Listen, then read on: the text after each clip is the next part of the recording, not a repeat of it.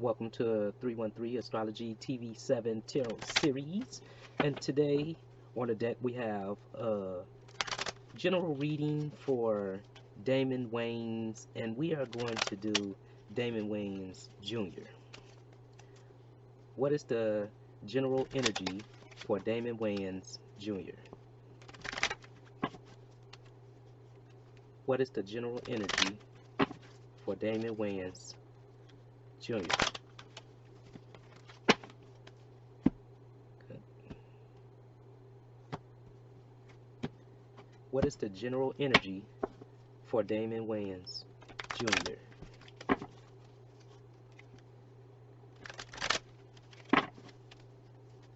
What is the general energy for Damon Wayans Jr.?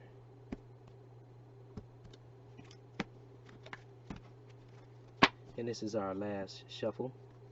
What is the general energy for Damon Wayans Jr.?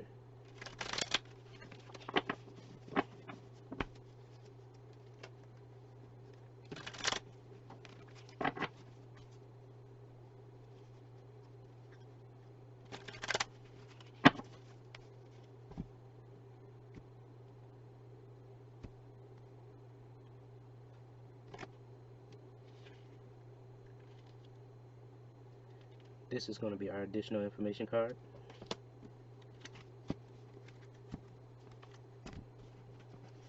What is the general energy for Damon Wayans Jr.? And we will be doing a horoscope spread. 1, 2, 3, 4, 5, 6, 7, 8, 9, 10, 11, 12.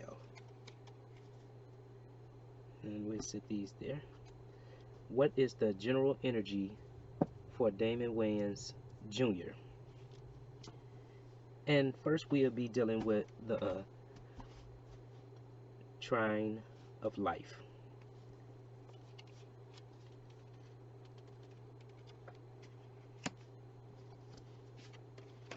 Starting off,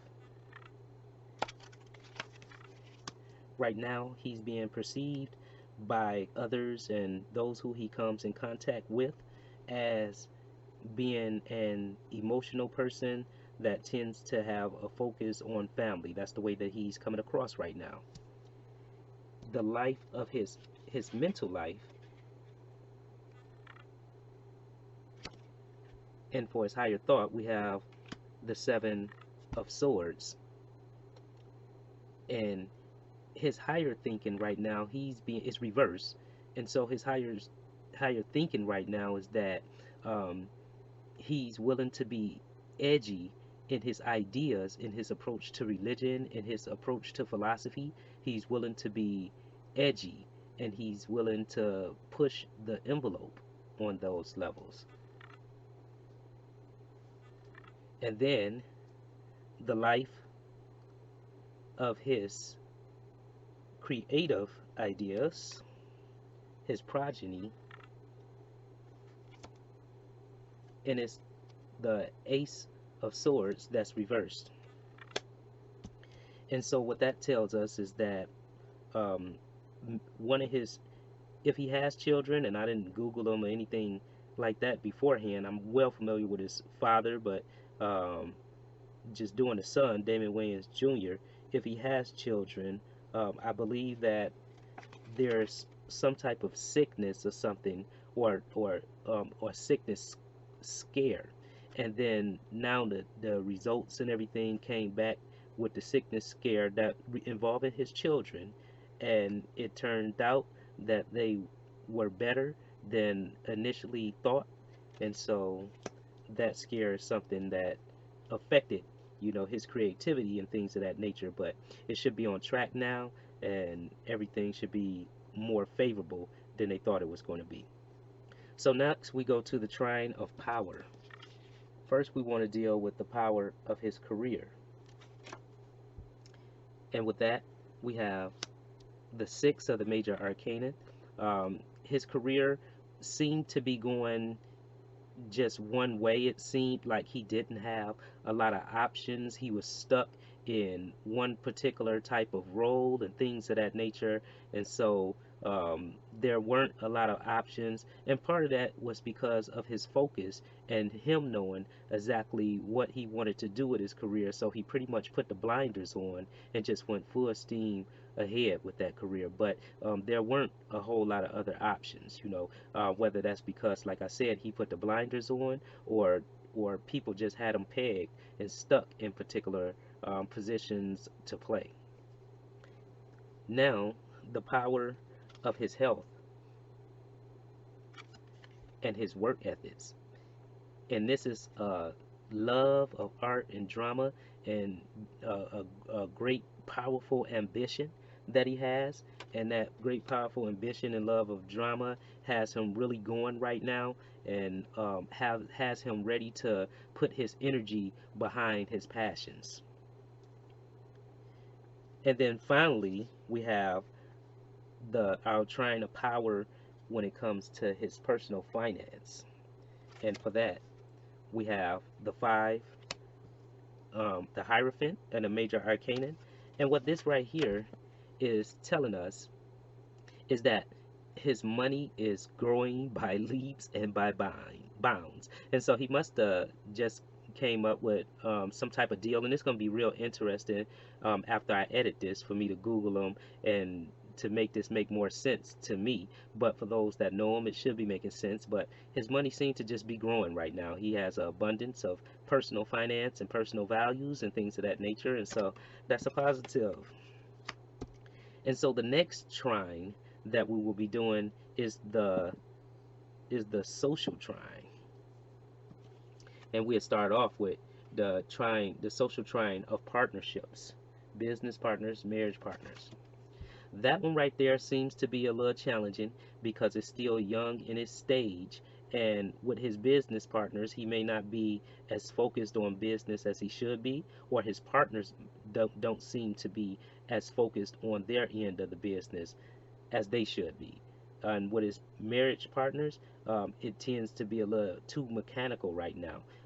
If he's married, so if he's living with somebody, in astrology and the tarot and the occult and all of that, that translate into a marriage itself. And so with this partnership right here, he has to bring all of that good character and everything that he has into the partnership. And so the partnership is, you know is not too mechanical, but he want to make sure that it's practical enough to where they're taking care of the business that need to be taken care of for the partnership. And then the next one in the social trine, so for dealing with his social trine and dealing with his siblings and things of that nature, siblings and cousins and neighbors and things of that nature, we have the ace, or the number one in the Major Arcanan, which is the Magus. And that means that he's communicating very well with his close siblings and his cousins that are more like siblings and everything. He's communicating very well with them. He may not be getting a chance to travel as much, and although he has a good communication, it may not be as frequent as he would like for it to be right now with certain ones. But and like I said, the traveling may not be really there like he wanted to be. Maybe he's boggled down with work and things of that nature, but he's definitely very, very communicative, and that's a plus. And the last in our social trine is dealing with his friends and the organizations, the philanthropic organizations that he may find himself involved with.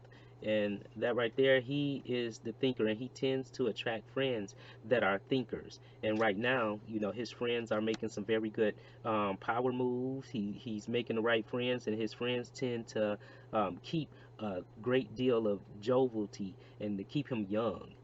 His friends keeps him young.